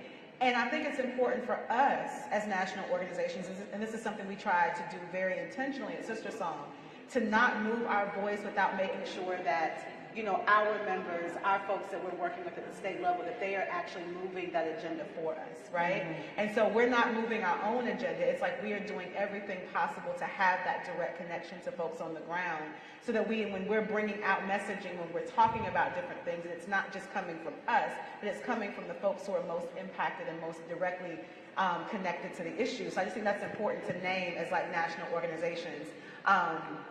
Not to have that fly-in approach to just say we're showing up, but it's like how are we really building those relationships with folks on the ground to then be able to really influence and impact the way that we do the work. And I think everything that my sisters just said about like why this midterm election is so important is on point. And I think that one thing that's really exciting about this time for me when I think about what's going to go down with this election season is that for once, they can't ignore this question around sexual and reproductive health and bodily autonomy. It is going to be impossible for any person looking and seeking office to get on a platform and not have to have their stance clear, right? They can't dance around this issue anymore because of what has happened with this decision. And so I think that that is going to give us some clear indications on where people's values are and where they lie, and I think that is going to help us as we start to think about what candidates that we need to really move forward in leadership and the ones that we don't. So that's one opportunity that I see, that I just wanted to add to everything that my sisters have already just said. Okay, and we've just had someone join us full of joy, yes, grace and beauty. I'm asking you doing self-introduction. Yeah. And we're talking about, we're looking at things on a federal level, on a national level. Yes. And after you introduce yourself to everyone, help us understand what we should be doing with Congress right now. What more can Congress be doing right now, given all of the, in particular, the recent Supreme Court decisions? Yeah. And the Biden-Harris administration, they have power right now. Right. So my name is Joy Cheney, and I bring you greetings always on behalf of forever Mayor of New Orleans, Marc Morial. Just left him, that's why I'm running a smidge late, and I apologize. Thank you for your graciousness. I run the Washington Bureau, so I had the policy and the advocacy arm of the National Urban League, and it's my privilege always to join you here. With my sisters on the stage, we're always doing stuff together. So, you know, in terms of what Congress should be doing, they got to get rid of the filibuster. And so you might say, well, what does that have to do with abortion? What does that have to do with voting rights? It has everything to do with it. And it also has to do with what Jocelyn was saying a few minutes ago. This is really about a minority population, a minority group, trying to make sure that they can counteract and that they are using the levers of power in Congress, in the courts, the Electoral College, to make sure that even with a minority of votes, a minority of people, that they can control. It's modern day apartheid. And we have to recognize what's going on. It doesn't really matter the topic, it matters to us. It matters to the people who are going to be influenced, but to them it's all one and the same. And the first people who were identifying this as a through line were Black women. We've been saying, guys, something else is going on here. This isn't about abortion alone. This isn't about voting rights alone. This isn't about gay marriage alone. This is about states' rights. This is about trying to control, a minority trying to control what the majority does. And so we have a filibuster that means that even though we have a majority of people in Congress, we have to have a supermajority, 60 people. Where in any other place do you need 60 people to move things forward? And as Martin Luther King said, as we're saying today, the filibuster is an existential threat to democracy. We cannot, it's why we can have gun laws blocked unless you have a very benign one. Blocked is why you can have that. It's why you can have a block on the codification of Roe bill. It's why you can have a block on the voting rights bills that all of us fought so hard for. So Congress has got to figure something out around the filibuster, create a new rule about that, and we need the senators who are going to make that happen. And in terms of the president, in addition to continuing to fight for the filibuster, he's kind of allowed, a desire to see a change on specific issues, but I think we're going to have to talk about it holistically. But I think the president is also going to have to talk about what is really happening. The only people that I hear making all the connections are Black people. I'm going to be perfectly honest with you. They know it's happening. Republicans will tell you it's happening. And Black people, I include Clarence Thomas. He decided to tell us what was happening, much to their chagrin, in his concurrence. I can't. I know. And it's crazy. Black people of all stripes are just telling the truth about what's happening. We need the President of the United States to claim it and to talk about it, what's really going on and that this is almost a modern civil war. I mean, boss up. So we need to have a talk. We need to have a talk with the president. Yeah, it's not just about each individual issue. That can divide us because on any given topic, but a collective issue is just about. It's about the overarching strategy that's at play here. I think talking is so great.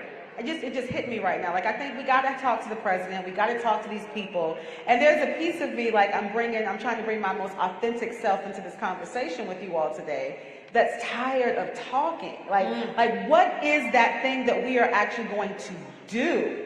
Right? And so when you brought in this notion of like the modern day apartheid, right? Like, I really appreciate you saying that, because I think that we're going to have to start looking to our global partners and how they have had to handle like those, you know, those authorities that were over them, and how they've had to like really do that collective work and build that collective power to actually make the change happen from movements, from people. Like, we can't, of course, the Supreme Court has showed us that the courts ain't gonna save us.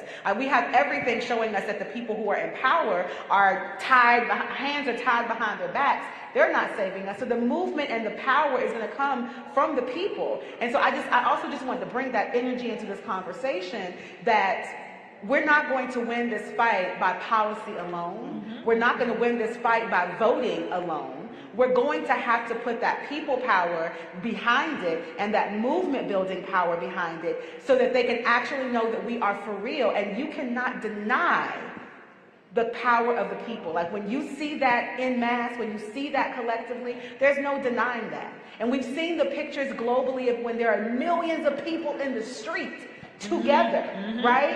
Advocating against a thing or trying to move a thing. And that has literally changed entire governmental structures in global countries. We have to think about what that means in the United States of America too. I agree. Street heat. That's what I call it. Street heat. Come on. We hear a lot more street heat. But you asked about Biden and Harris. And my mind is sitting here thinking, what could Joe Biden do? And I'm stuck. So I'm going to park that one. But I do think that Vice President Kamala Harris can show up hard as a sister, right? She can show up as a sister, which is I understand what I'm asking, right? Because the journey there is that you kind of subdue or suppress that a bit. But in this particular moment where I said, they're coming from my babies, they're coming from my bodies, and they've been coming from my brothers, right? So at this moment, I think if she were to step forward, just as a black, South Asian, but black woman, that's what she could do for all of us.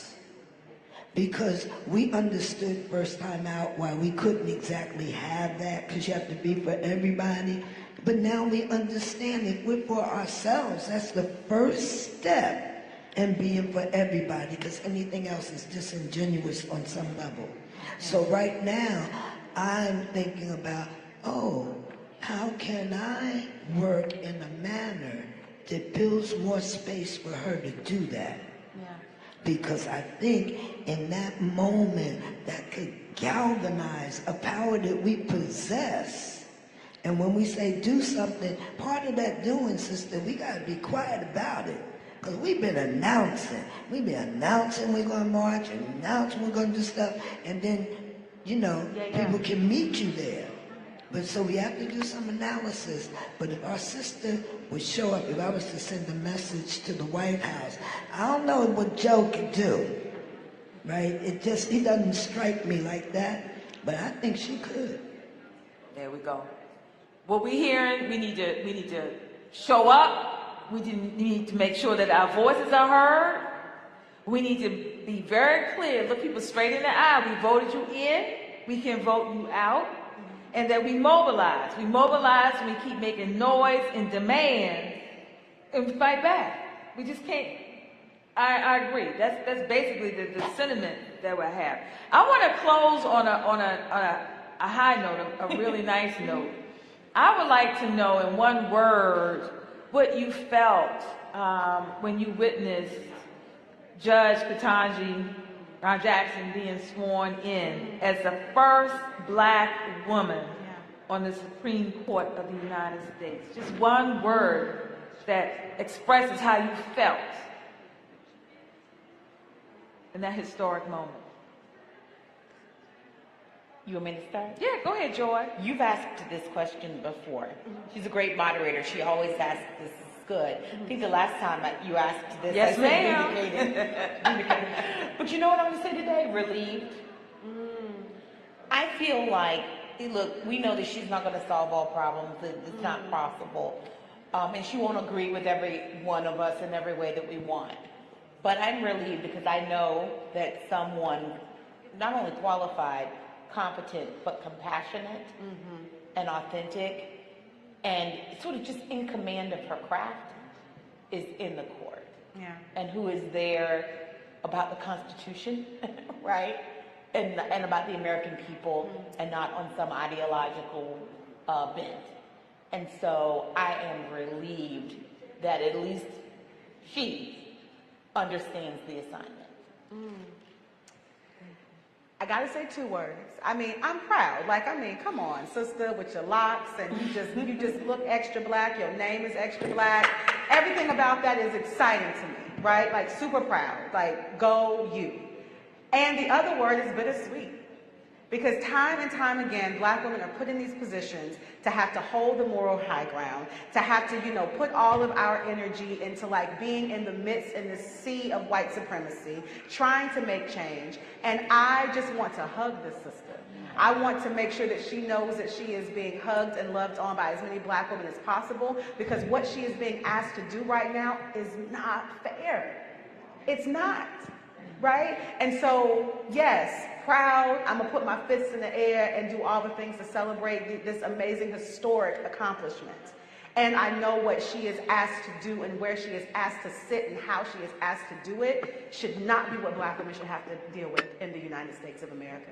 Yet we are continuously putting our bodies, putting our minds, putting our communities, putting everything on the line just for our own freedom and liberation. And we've been doing that for decades. And I'm tired of that having to be our narrative.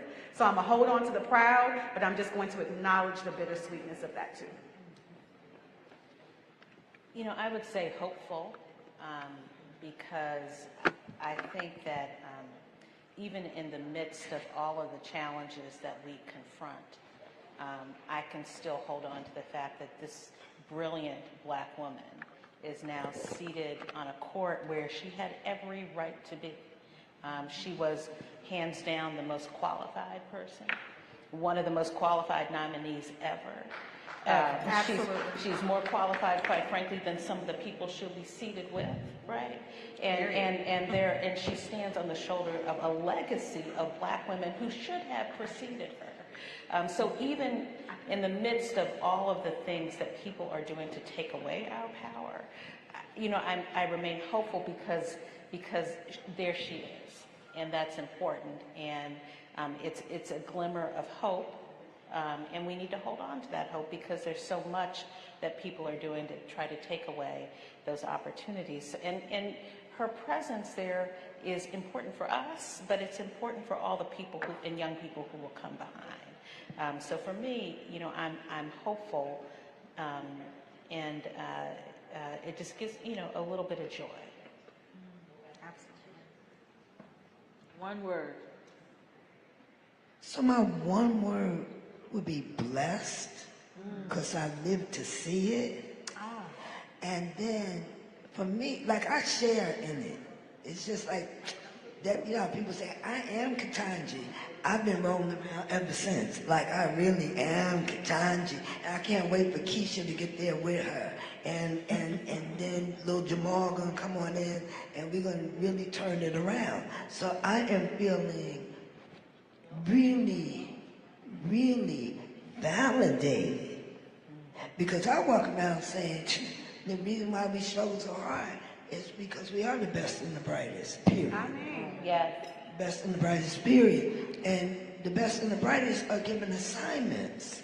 Because what other group of people could have carried the assignment? I'm saying globally, the assignment. I mean, from South Central to South Africa. We carried the assignment, and we tried to bring humanity up and forward. And Ketanji has got it. She is the hope of the nation. Without that, we're going to need another constitution. I'm working on that. Anybody interested? We get over in the small room later on. But because sometimes you can't repair a document if you weren't included at the beginning. Because I was never, 3/5. I was 6/5.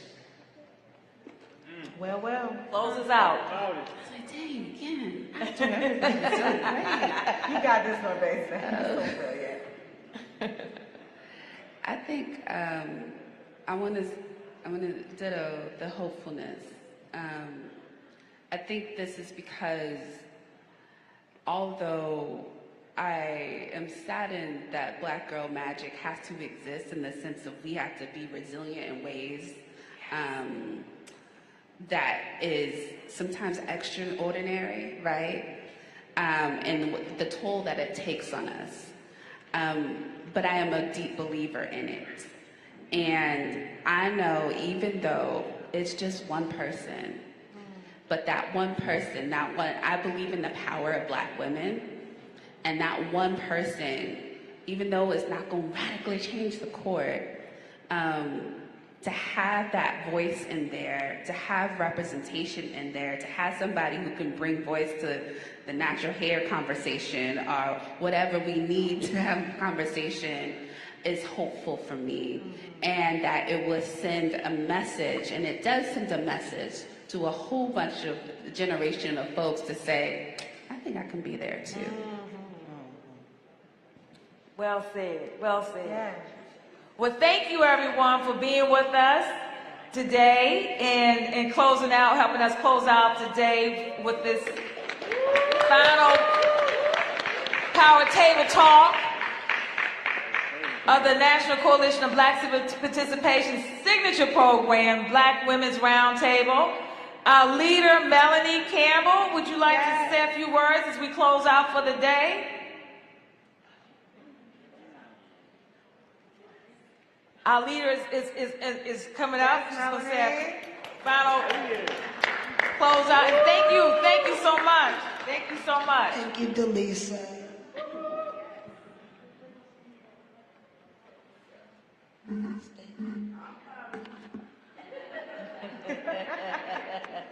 Can we give our sister Dr. Lisa Saunders a round of applause?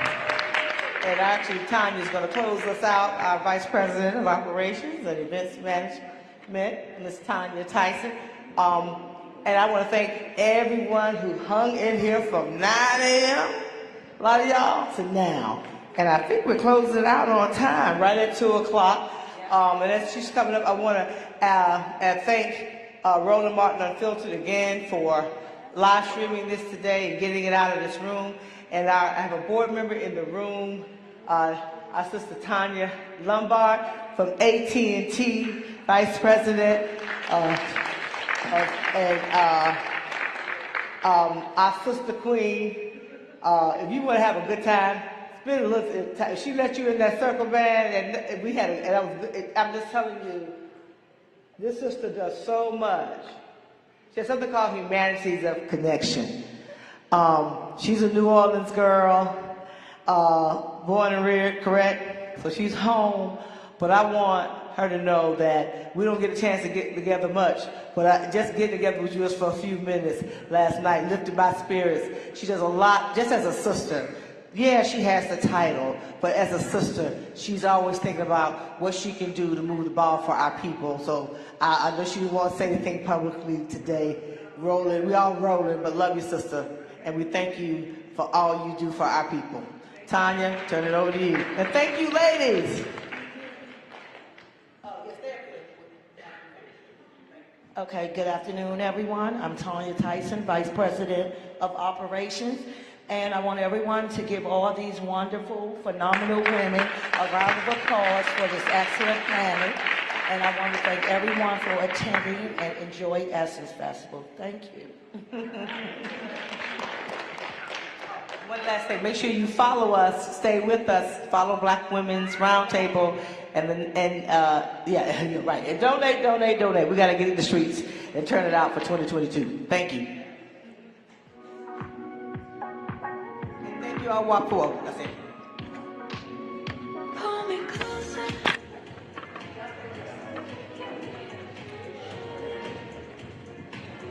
So we're gonna do a few interviews real quick. Okay, I'm over there.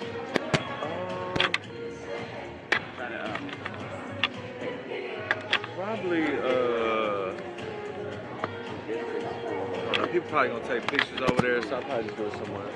Can I get the difference for you for the next week? Okay. We may do a setup on this conference room.